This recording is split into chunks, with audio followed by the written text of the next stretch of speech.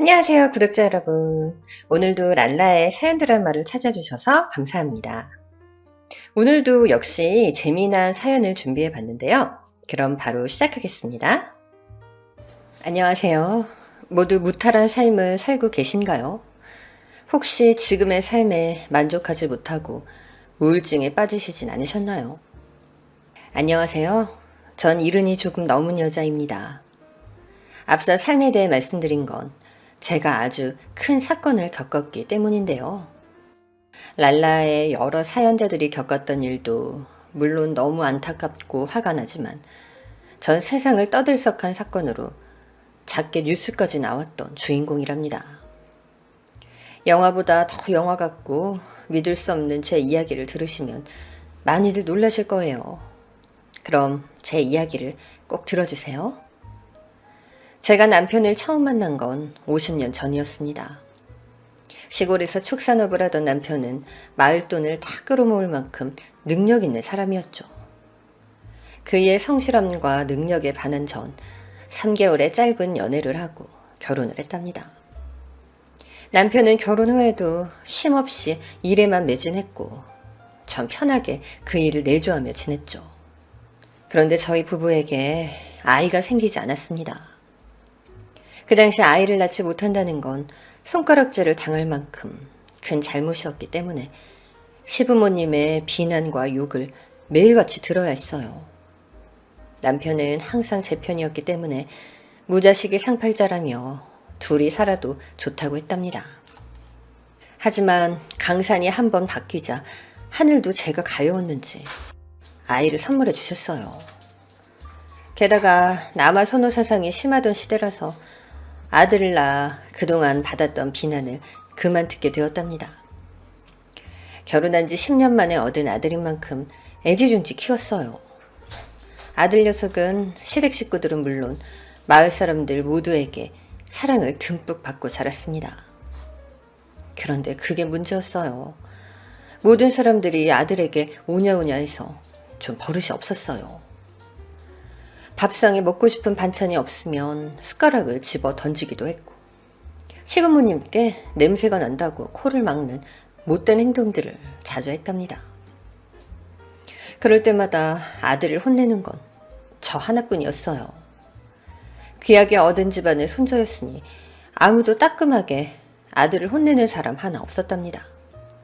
전 회초리를 들어 아들의 종아리를 때리며 훈육했고 버릇없는 행동들을 하나하나 고쳐가며 키웠어요. 그리고 남편의 축산업이 날이 갈수록 규모가 커지자 전 시골에서 지낼 수 없었습니다. 도시로 나가서 회사를 크게 차려야 할 정도로 일이 잘 되었기 때문이죠. 저희 세 식구는 번화가로 이사를 했고 남편의 회사도 멋들어지게 차렸습니다. 남편은 수년 동안 가정과 회사를 지키는 멋진 가장으로 지냈고 아들도 중학교 때부터는 철이 들어서 어릴 적 버릇없는 모습을 더 이상 보이지 않았어요. 이렇게만 살면 더 바랄 게 없겠다 싶을 만큼 행복하고 만족했죠. 하지만 세상 일이 모두 자기 뜻대로 되지 않는 것처럼 저 역시도 큰 위기를 맞게 되었답니다.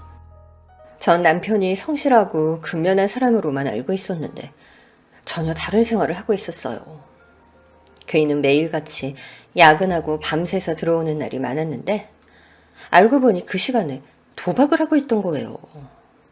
영화에 나올 법한 비닐하우스 도박장이었는데 거기서 하루 종일 도박을 하며 지냈답니다. 그리고 도박의 끝은 패가망신이었으니 제 남편도 예외가 아니었습니다.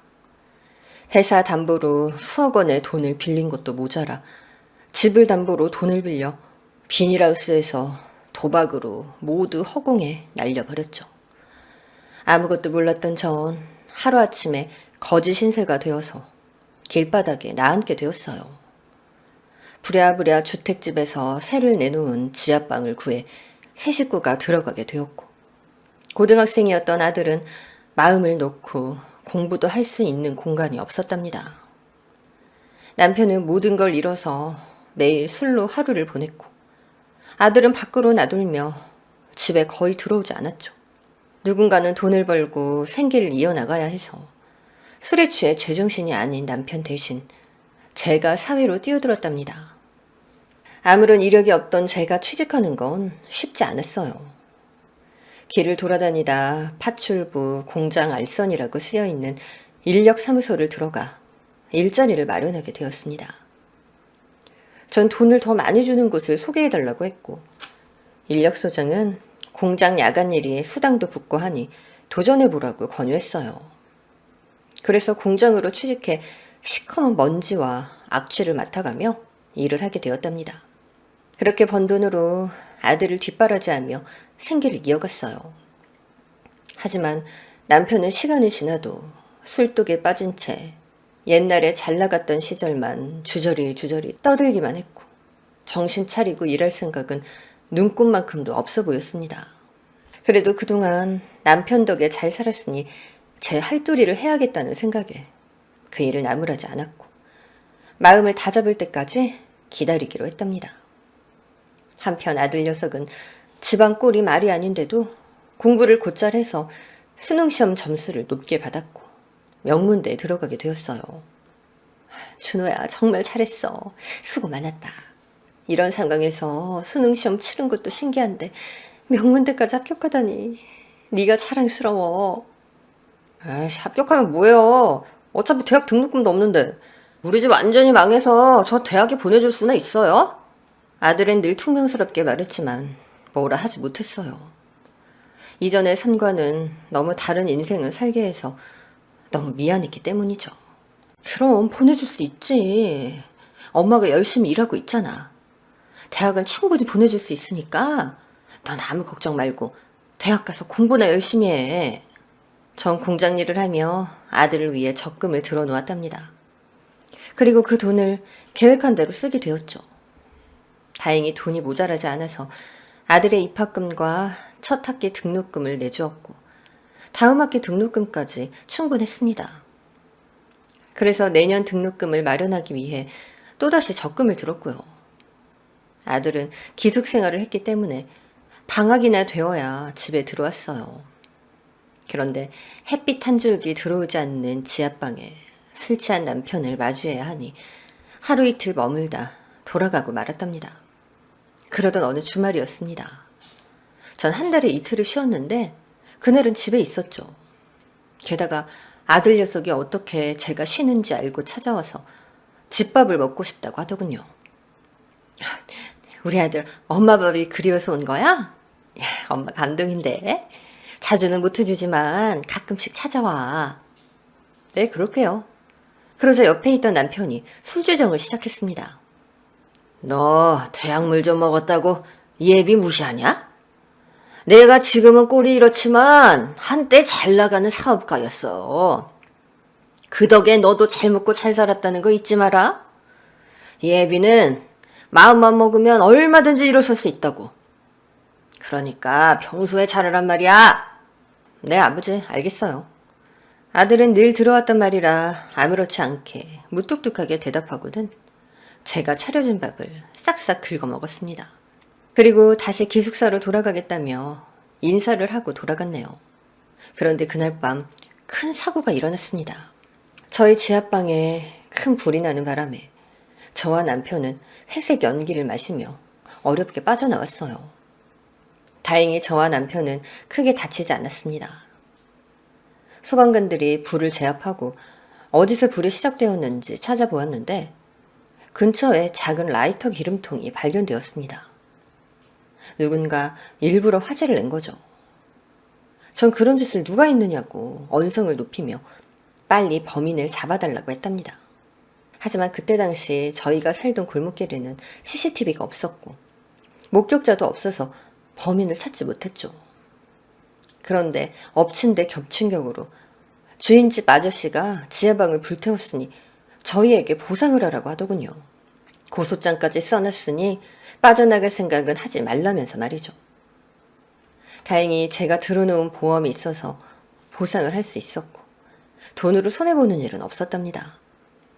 그리고 불타버린 지하방을 떠나 다른 지하방을 구하게 되었네요. 남편은 그런 큰일을 겪었는데도 전혀 달라지지 않았어요. 수년 동안 술에 찌들어 사는 걸 매일 봐야 하는 곤욕을 치러야 했답니다. 아주 다행스럽게도 아들은 대학을 졸업하고 좋은 곳에 취직까지 해서 저와는 다른 인생을 살 수 있었어요. 아들 녀석은 저에게 그동안 고마웠다며 앞으로는 자기가 효도할 테니 기다려달라는 말을 하며 절 올렸습니다. 그렇게 저와 남편은 똑같은 삶을 반복했고 참다 못한 전 이혼을 결심하게 되었어요. 아무리 과거에 부유하게 살게 해준 고마움이 있다 해도 계속 같이 살다간 제 인생은 시궁창에서 벗어나지 못할 것 같더라고요.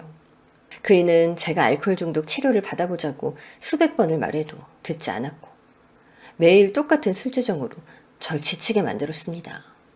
남편이 도박으로 집안을 말아먹은 지 10년째가 되던 해 처음으로 이혼 이야기를 꺼냈어요. 여보, 나도 할 만큼 했어. 나 이제 더 이상 당신이랑 못 살겠어. 밤마다 공장 가서 해 뜰 때까지 개고생하고 들어오는 내가 안쓰럽지도 않아? 당신이 달라지지 않을 것 같으니까 우리 그만 이혼해. 뭐? 이혼?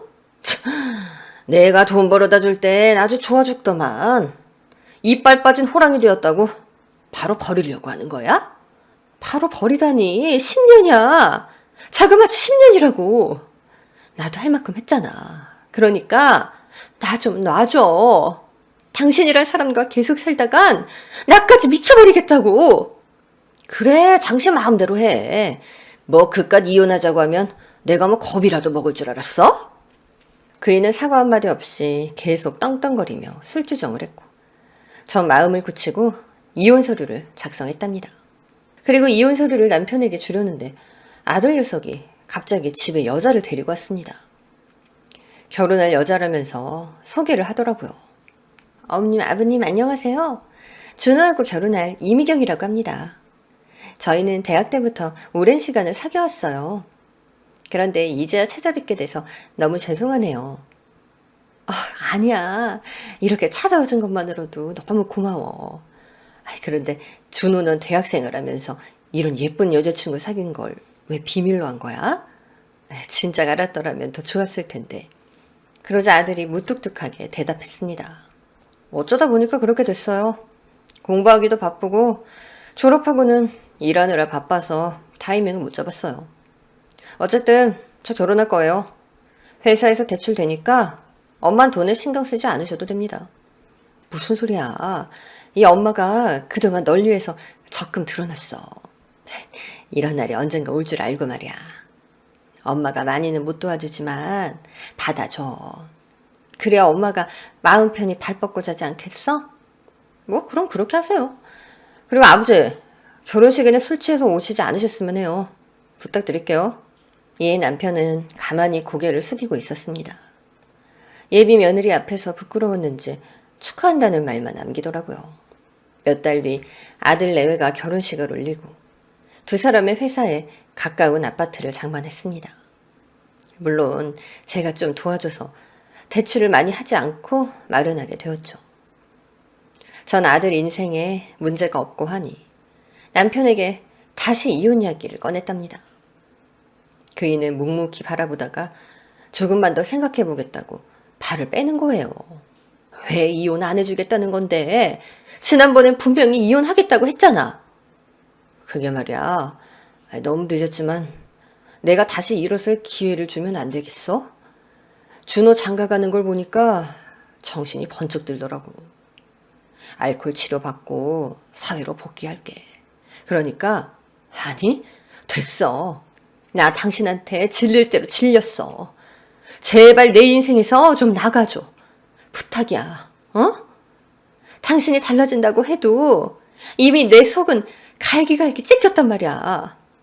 그러니까 각자 인생에 충실하면서 살자. 남편은 그렇게 이혼 서류를 빤히 들여다보다가 이내 밖으로 나가버렸습니다.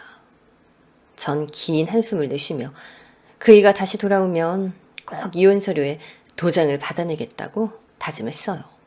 그런데 그이는 하루가 지나고 이틀이 지나도 집에 돌아오지 않았습니다. 저와 이혼하기 싫어서 버티려고 하는 것 같았죠. 그런데 일주일이 지나도 돌아오지 않아서 걱정이 시작됐답니다. 아무리 미운 남편이지만 뭔 일 났으면 어쩌나 하는 불길한 예감이 들더라고요. 때마침 아들과 며느리가 집으로 찾아왔고 전 남편이 가출해서 들어오지 않는다고 말했습니다. 준호야, 아무래도 경찰에 신고라도 해야겠어. 아니, 네 아빠한테 무슨 일이라도 생긴 거면 어떡해? 엄마, 나 사실은 아버지 만났어요. 그 얘기 전하려고 엄마 찾아온 거예요. 뭐? 아빠를 만났어? 어디서? 그게 서울역에서요. 거기서 노숙을 하고 있더라고요. 여전히 술에 찌들어 계셨고요. 제가 한눈에 알아보고 집으로 모셔오려고 했는데 아버지 당신 인생은 이제 혼자 사시겠다며 방해하지 말라네요. 엄마한테도 찾지 말라고 전하라고 하셨어요. 그럴 리가.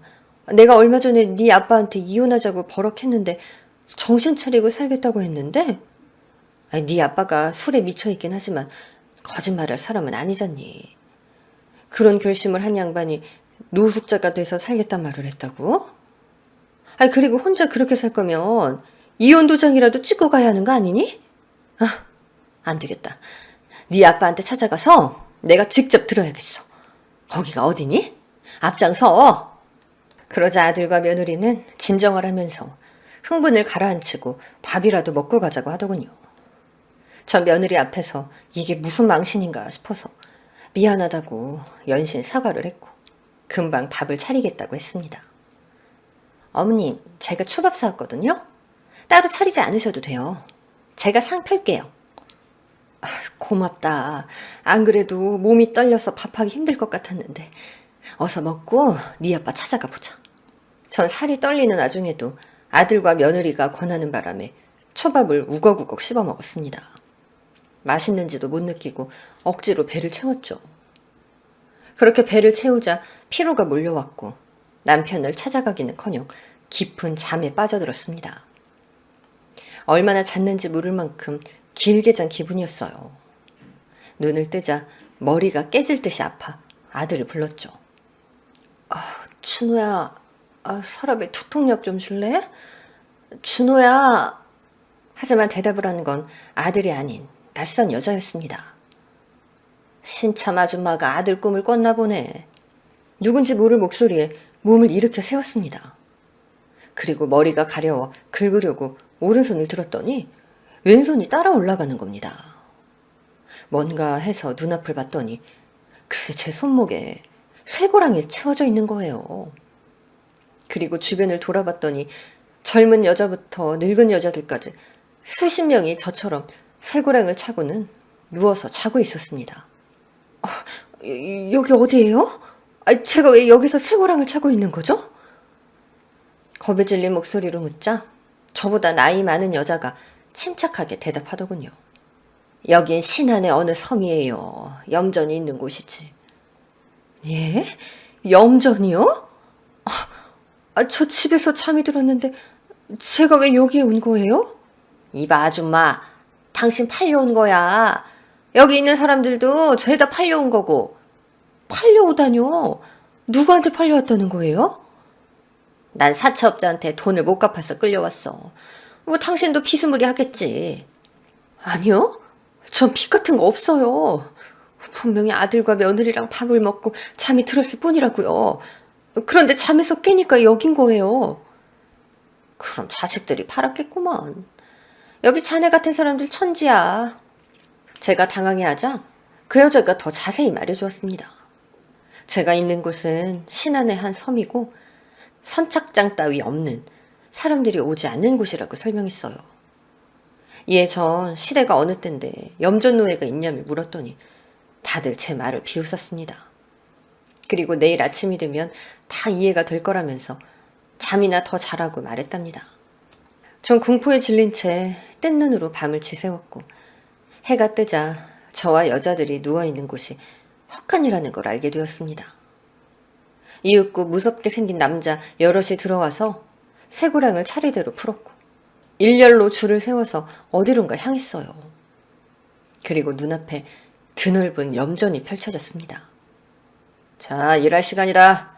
꽤 피우는 사람은 가만 안 둘 테니까 각자 할당량을 충족시키도록. 그러자 모든 여자가 네 하고 대답을 했고 도구를 하나씩 들고 염전 안으로 들어갔습니다. 전 이 모든 상황이 이해되지 않아서 관리자로 보이는 사람에게 물었어요. 뭐가 잘못됐어요. 전 여기 온 적이 없어요. 누군가 실수로 데려다 놓은 것 같다고요. 알아. 네 자식이랑 며느리가 데려다 놨는데? 나한테 돈도 받아갖고 말이야. 그러니까 잔말 말고 저 여자들 하는 것처럼 일을 시작하라고. 농땡이 피우면 밥 안 줄 테니까 열심히 해. 제 눈앞에 펼쳐진 건 정말 영화에서나 가능한 장면이었습니다. 세상에 염전 노예라니. 그때가 쌍팔년도도 아니고 2014년이었는데 말이에요. 황당하고 기가 막힌 상황에 전 주머니를 뒤져서 핸드폰을 찾아봤어요. 하지만 핸드폰이 있을 리가 없었죠.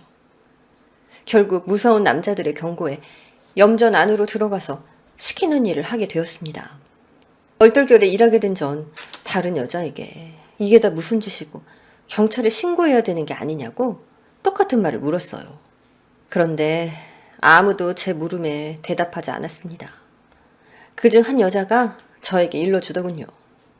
일하는 중 말을 했다간 밥을 굶거나 잠을 재우지 않는 벌을 준다고요.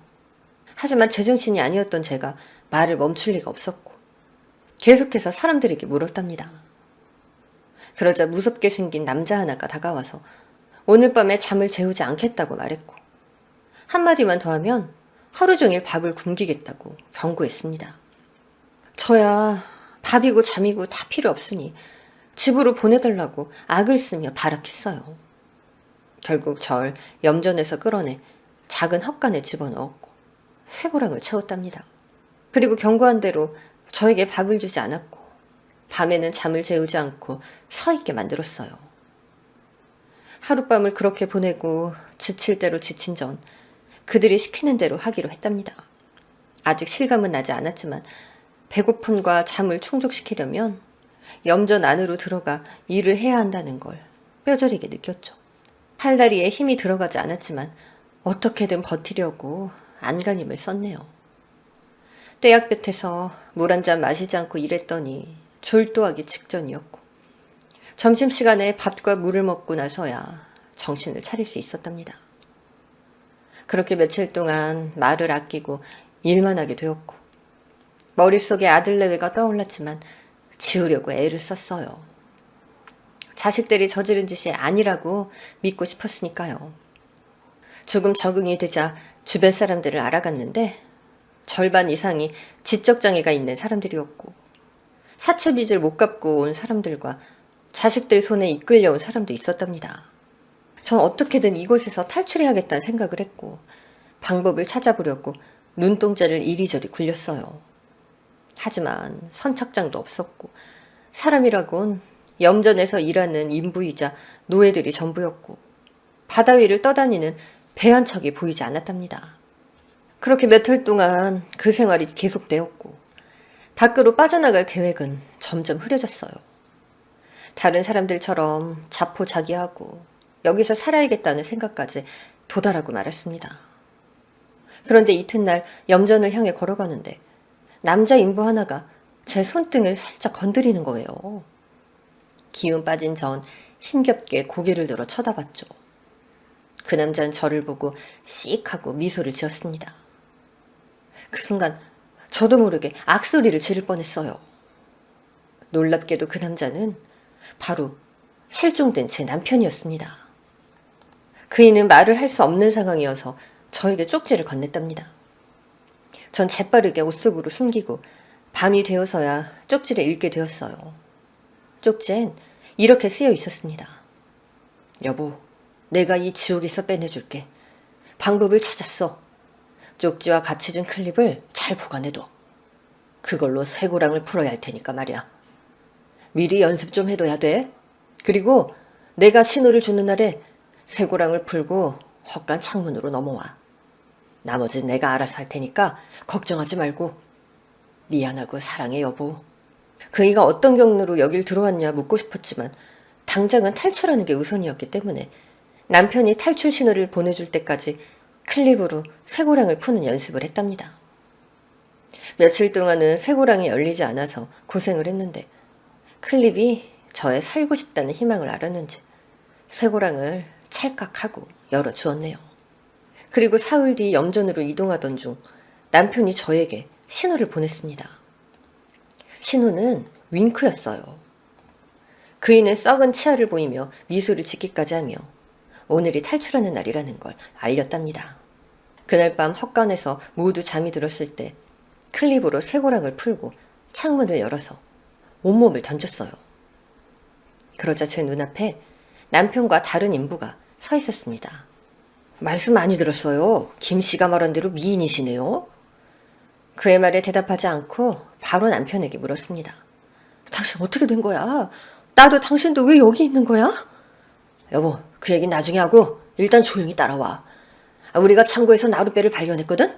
지금 관리자들 모두 잠들었으니까 그걸 타고 여길 빠져나갈 거야. 그때까지 아무 말도 하지 말고 숨소리도 죽여야 돼. 하고 싶은 말과 묻고 싶은 말이 많았지만 남편이 하라는 대로 입을 다물고 고개를 주걱거리고 그이의 뒤를 쫓아갔습니다. 저희 세 사람은 까치발을 들고 소리가 나지 않도록 창고까지 걸어갔고 남편과 함께 탈출한 남자가 작은 나룻배를 들고 나왔답니다. 그리고 바다까지 나룻배를 들고 이동했고 바다 위에 배를 띄웠어요. 다행히 배는 가라앉지 않아서 안도의 한숨을 내쉬고 배 위에 올랐습니다. 그런데 그때 염전 관리자가 호각을 부르며 도망자다! 빨리 일어나! 하고 소리쳤습니다. 저희 셋은 노가 없어서 손으로 노를 저으며 바다 위를 달려가기 시작했어요. 하지만 염전 관리자들이 소유한 통통배우 시동소리가 들리자 무시무시한 공포가 다가왔답니다. 저와 남편 그리고 이름 모를 남자는 젖먹던 힘을 다해 두 팔을 저으며 속력을 높였어요.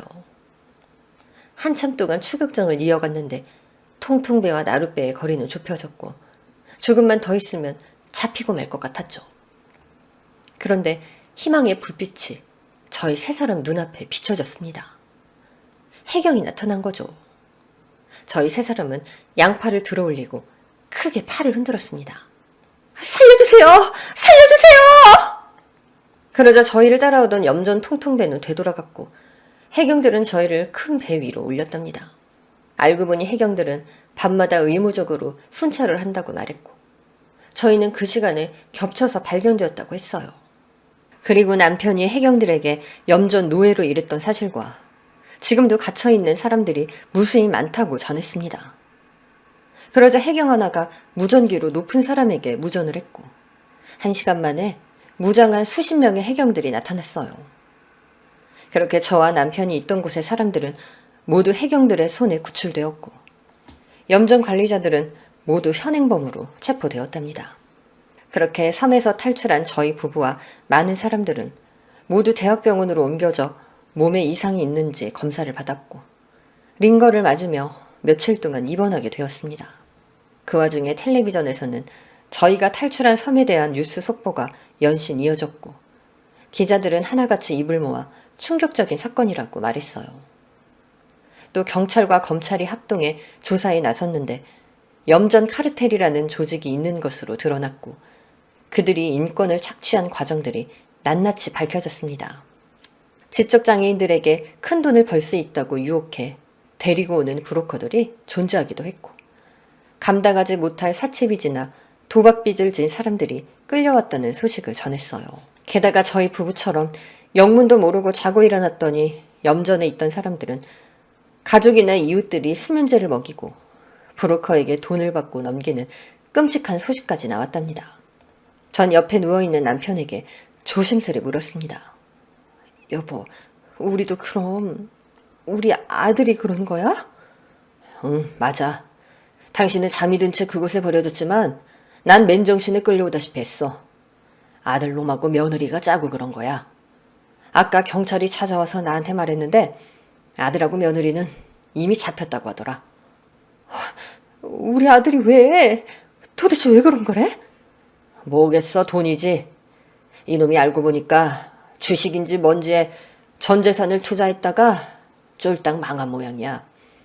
그래서 돈이 급해지니 이런 일을 벌인 거지. 아들놈은 우리를 염전에 넘긴 거로만 돈을 번 게 아니야. 우리가 자식들과 낚시하다 실종되었다 신고를 하고 얼마 전엔 당신과 나의 사망보험금까지 탔대.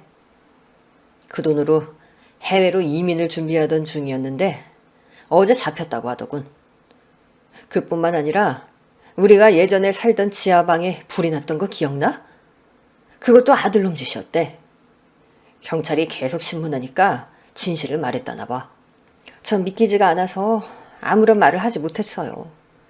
제가 그동안 키웠던 아들이 왜 그런 나쁜 마음을 먹었는지 이해가 되지 않았답니다. 그런데 남편이 절 이해시키려고 다시 말문을 열었어요.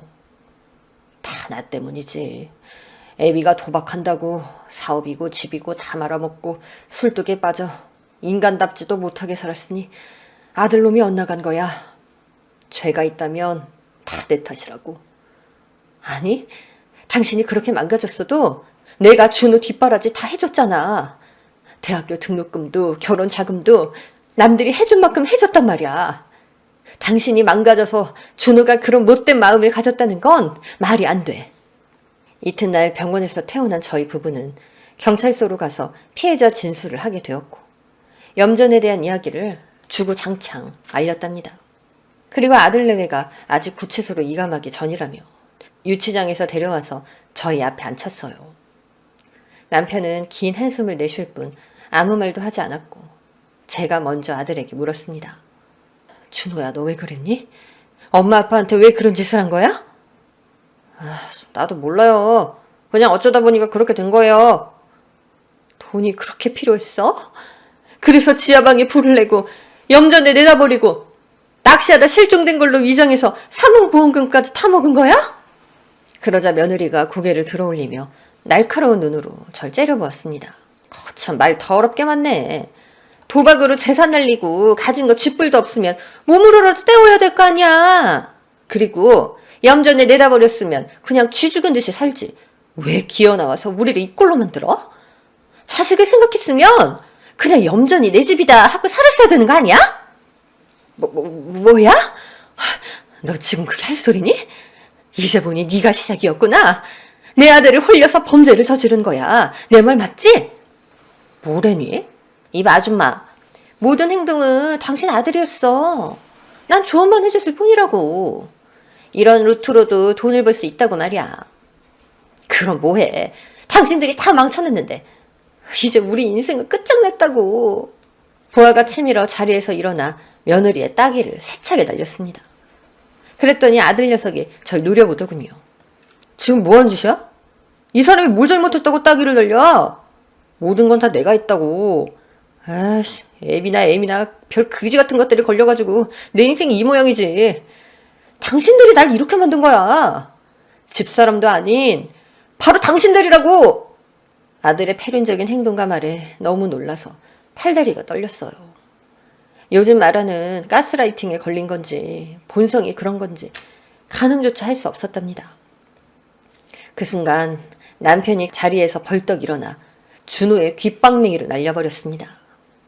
그러자 경찰관들이 제 남편을 말렸고 아들과 며느리는 그대로 유치장으로 들어가게 되었어요.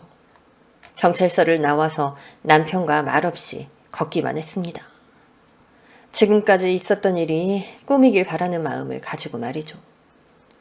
한참을 거닐고 나서야 남편이 먼저 이혼 이야기를 꺼내더라고요. 여보, 이 모든 게 내 탓이야. 난 당신 남편으로 계속 지낼 자격이 없어. 우리 이혼하자. 당신 탓 아니래도 우리가 악마 같은 자식을 낳은 거니까 우리 둘 탓이지. 그리고 당신 술 끊었다며. 이제 사회로 복귀해서 열심히 살겠다며. 그러니까 그동안 내가 고생한 거 다시 갚아줘. 비겁하게 도망갈 생각하지 말고. 남편은 굵은 눈물을 흘리며 그 자리에 주저앉고 말았고 저에게 미안하다 용서를 빌었습니다. 그리고 전 그 일을 용서하고 집으로 데려갔어요. 그렇게 저희 부부는 다시 새롭게 시작하기로 했네요. 그이는 과거 축산업을 하며 알고 지내던 정육점 사장의 밑으로 들어가 일을 배우기 시작했고 전 밤에 일하던 공장을 그만두고 요구르트 아줌마라 불리는 프레시 매니저가 되었답니다. 창창한 햇살을 맞으며 일할 수 있는 걸 찾다 보니 이 일을 선택하게 되었죠. 지금 글을 쓰는 이 순간은 8년 정도가 지났는데요. 사실 아직까지 염전에 있던 사건이 잊혀지지 않는답니다. 남편도 자주 악몽을 꾸고 있고요. 언제 완전히 벗어날지 모르지만 하루빨리 섬에서 있던 기억들과 아들 내외가 기억에서 사라졌으면 좋겠네요. 지금까지 영화보다 더 영화 같은 제 이야기를 펼쳐봤습니다. 여러분도 믿기지 않으시죠? 비록 남편이 과거에 잘못은 했지만 아들이 범죄자가 된 건 남편 탓은 아니라고 생각합니다. 그이와 전 열심히 그리고 하루하루를 감사하며 행복하게 지내고 있으니 앞으로 잘 살라고 옛 기억 금세 잊혀질 거라고 조언과 힘내라는 말씀 한마디를 부탁드려요. 그럼 여기서 사연을 마치겠습니다. 고맙습니다. 오늘 사연도 재미있게 들으셨나요? 오늘의 사연이 재미있으셨다면 구독과 좋아요를 눌러주세요. 그럼 또 다음 사연으로 만나요. 안녕!